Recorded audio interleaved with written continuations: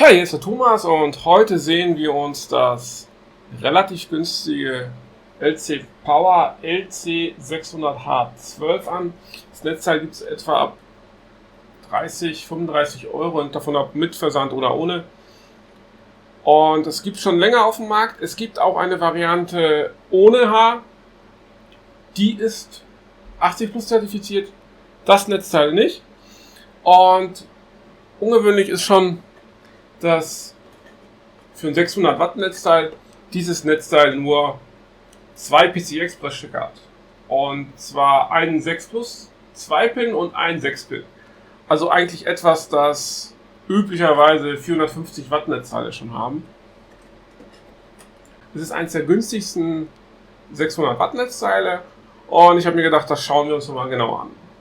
Ich habe die Teststation so programmiert, dass in 60 Watt, ungefähr 60 Watt Schritten die Lasten gewechselt werden. Die Laststufen sind nach 80 plus definiert. Und schauen wir uns mal an, was das Netzteil so schafft. Also wir haben 60 Watt Last. Die PFC sieht gar nicht mal so schlecht aus. Ist auch ein Netzteil mit aktiver PFC. Der Wirkungsgrad sieht nicht so toll aus. 76% ist nicht wirklich gut. Steigern wir die Last auf 20% Last. Da steigt der Wirkungsgrad auf 80%. Die Restfälligkeit auf der 12 Volt Leitung sieht gut aus, aber dazu kommen wir später noch. So, 40% Last. 50% Last. Das sind jetzt bei 300 Watt. 80% Wirkungsgrad.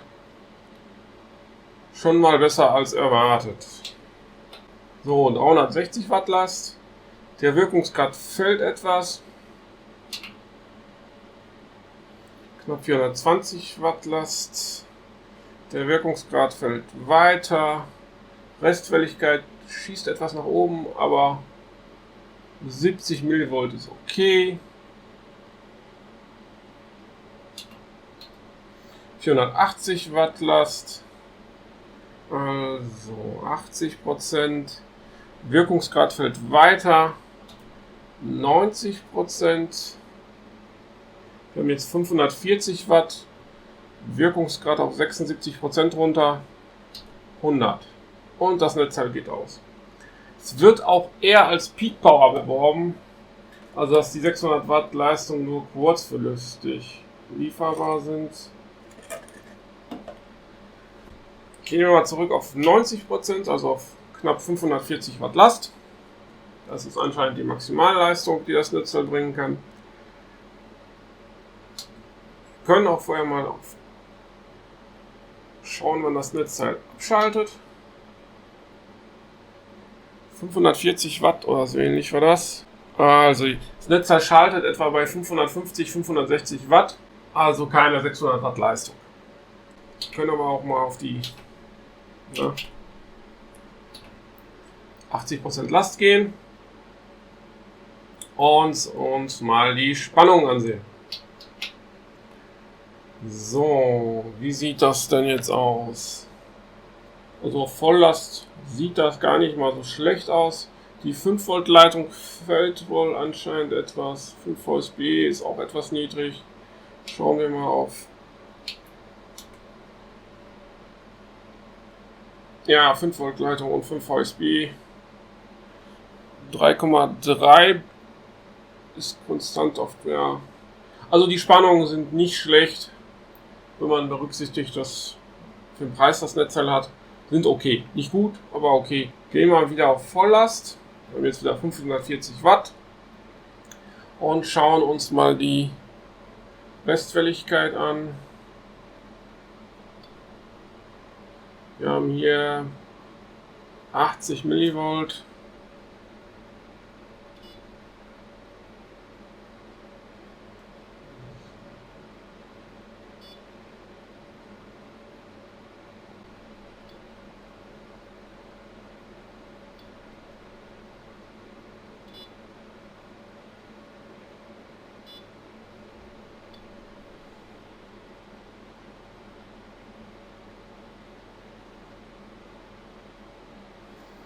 Gehen wir mal auf 5 Volt.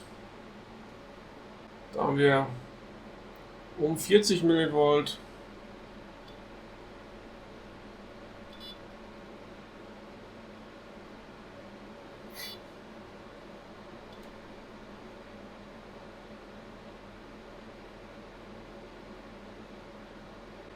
Das sieht gar nicht mal so schlecht aus.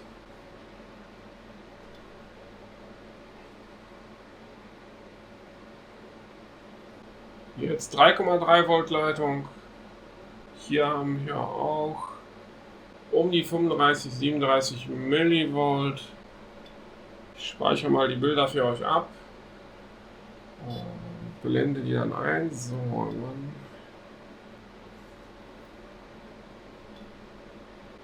So, da kann man sagen, Restfälligkeit ist gar nicht mal so schlecht.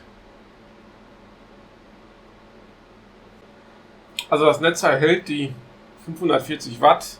Wirkungsgrad ist wirklich nicht gut. Also 75% ist nicht zeitgemäß.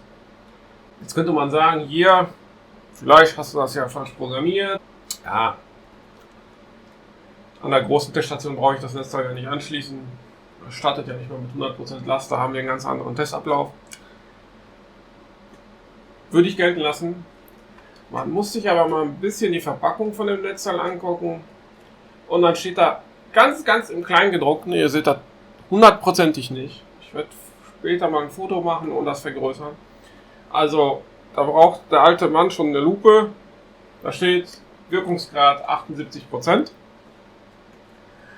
Und damit bescheinigt der Hersteller eigentlich dem Käufer, oder genauer gesagt dem Händler, dass wenn er dieses Netzteil in einen PC einbaut, er diesen Fertig-PC,